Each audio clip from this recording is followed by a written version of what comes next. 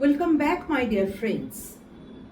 বন্ধুরা, তোমাদের সবাইকে সুস্বাগতম আমার এই আনকাট সাউন্ড চ্যানেলে। হ্যাঁ বন্ধুরা, আজ মনটা বিশেষ ভালো নেই। তোমরা থাম্বনেল দেখে বুঝতে পারছো আজকে আমার আলোচনার বিষয়বস্তু কি। ঠিক আলোচনা বলবো না, কারণ এই যে সাবজেক্ট সেটা নিয়ে কি কখনো আলোচনা হয় বলতো? যখন কোনো একটা উচ্চ শিক্ষার জায়গা একটা সমাজের কাছে মরণ ফাঁদে পরিণত হয়, তখন সেটা নিয়ে সত্যি আলোচনা করার আর কোনো ভাবনা থাকে না। মানে ওই একটা খারাপ লাগা, একটা কষ্ট, এটা জড়িয়ে থাকে। যাই হোক, চলো, ওই যে বললাম আলোচনা করব, মানে আমার মনের কিছু কথা তোমাদের সাথে শেয়ার করে নেব। আমার কিছু দেখা কাছের মানুষের যন্ত্রণা তোমাদের সাথে ভাগ করে নেব। ওই বলা যায় আর কি, আমার মনের যন্ত্রণাটাই তোমাদের সাথে ভাগ করে নেব।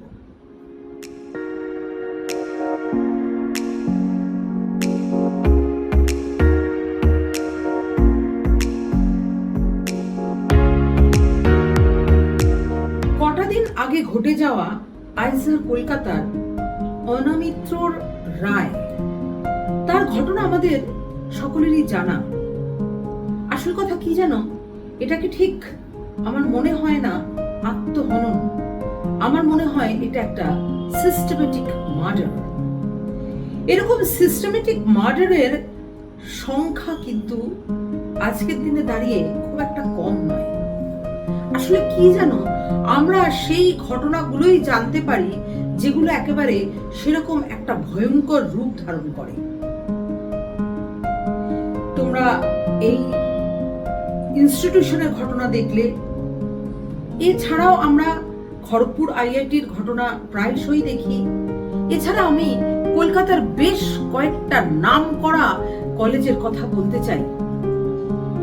হ্যাঁ, এই সমস্ত কলেজগুলো যদি আমি ডাইরেক্ট নাম নিই এবং এই সমস্ত কলেজে যে সমস্ত এফেক্টেড ছাত্রছাত্রীরা, তাদের যদি আমি নাম নিই, সত্যি তাদের কিন্তু ক্যারিয়ারটা খুব একটা বিচ্ছিরি জায়গায় চলে যেতে পারে। মানে ওই যে সকলেরই একটা বেঁচে থাকার তাড়না, পড়াশোনা করার তাড়না, এই সূত্র ধরেই কিন্তু আমি কোনো কিছুরই নাম নিতে পারবো না। কিন্তু নাম না নিলেও যারা বোঝার তারা কিন্তু ঠিক বুঝবে। সেটা আমাদের যাদবপুরের ইনস্টিটিউশন হোক, বালিগঞ্জের ইনস্টিটিউশন হোক, রাজাবাজারের ইনস্টিটিউশন হোক, সব জায়গায় সমান ঘটনা। অনামিত্রর কথা আমরা কেন জানতে পেরেছি? সে একটা এক্সট্রিম পদক্ষেপ নিয়েছে, সে এই পৃথিবীর বুক ছেড়ে চলে গেছে, যার জন্য আমরা তার কথা জানতে পেরেছি। কত এমন ছাত্রছাত্রী আছে বলতো, যাদের কথা আমরা জানতেই পারি না।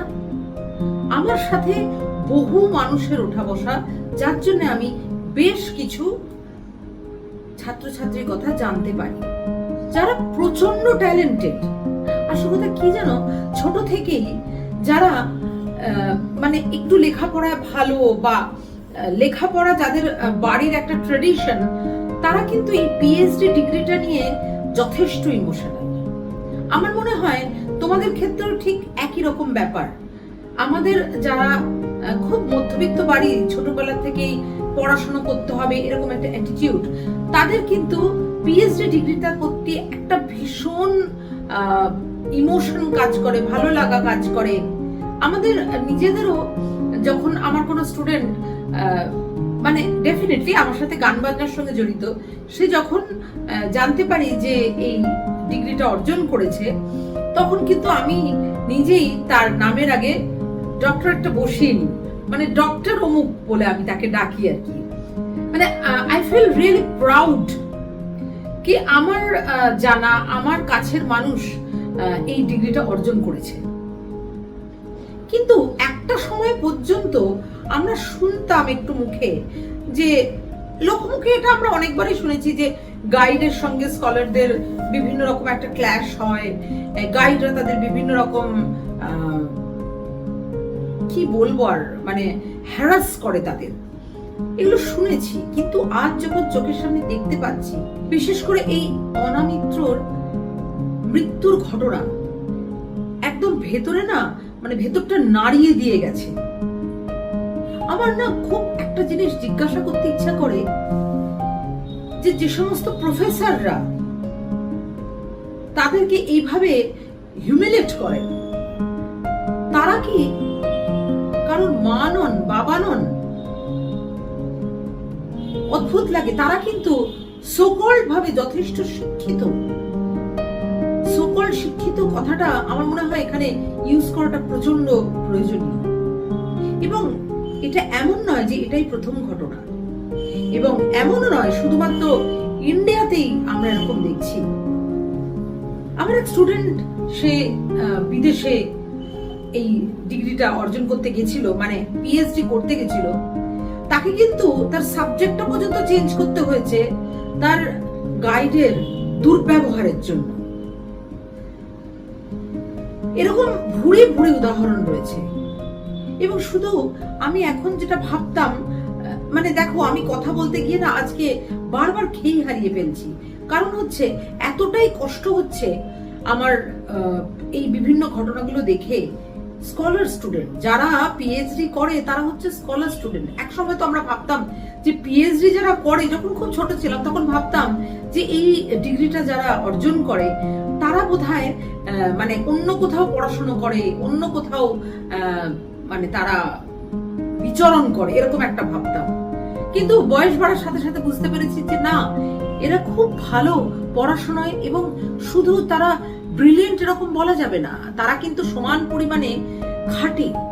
দিনের পর দিন তারা সাংঘাতিক ভাবে খেটে এই কম্পিটিটিভ এক্সাম গুলোর জন্য তারা মানে দিনের পর দিন, রাতের পর রাত পরিশ্রম করে।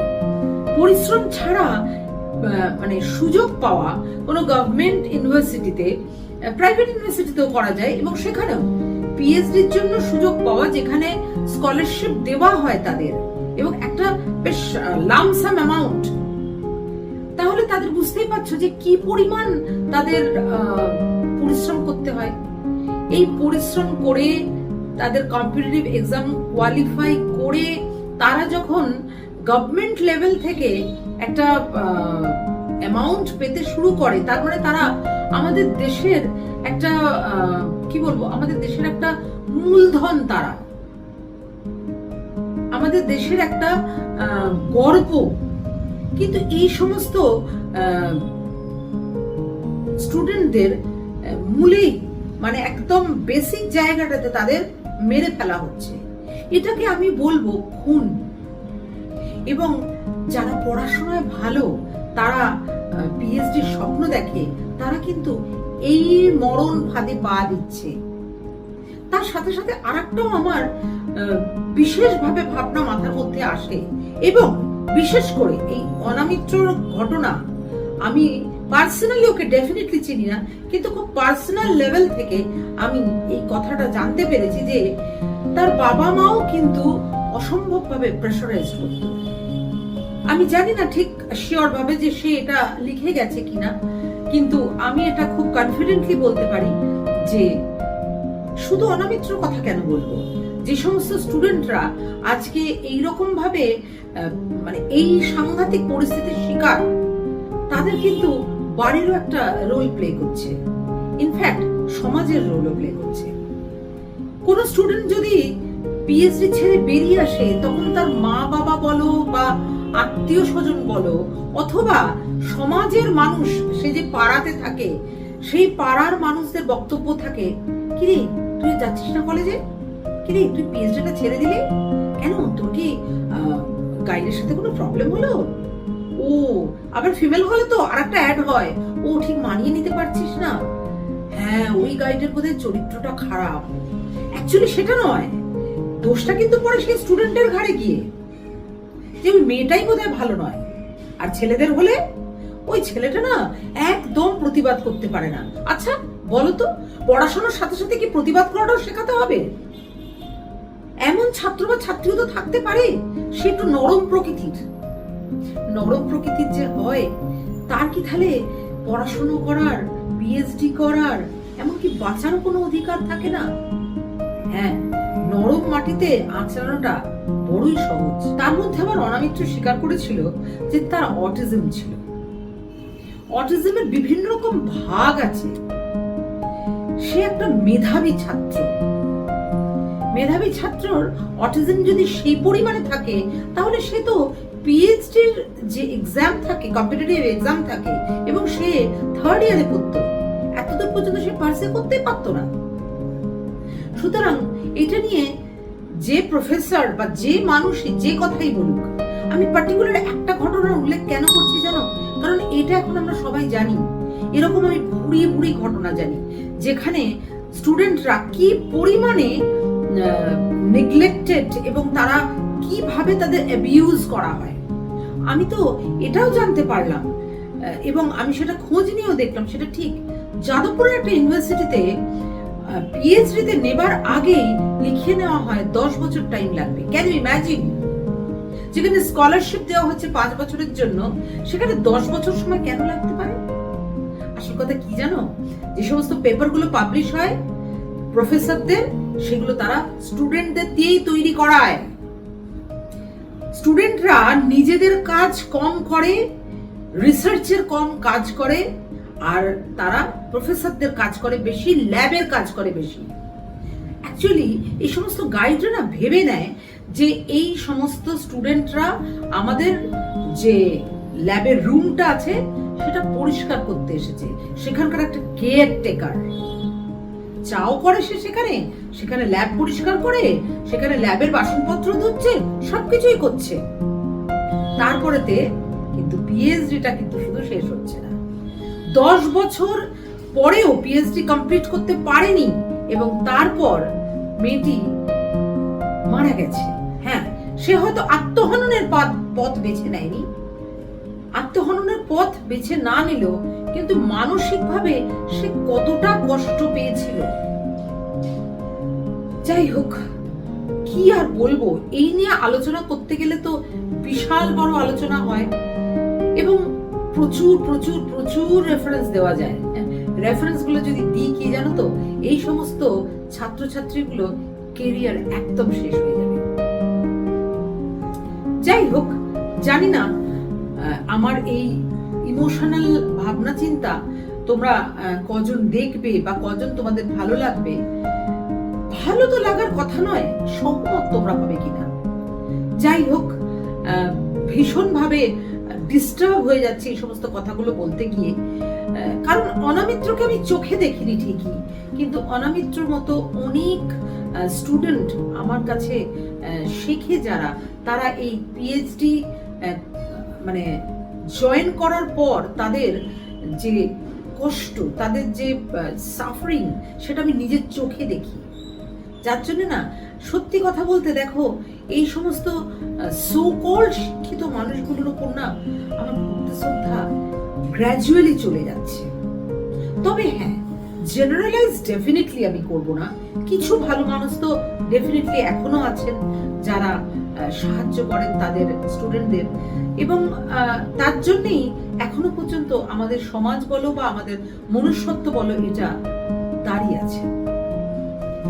যাই হোক,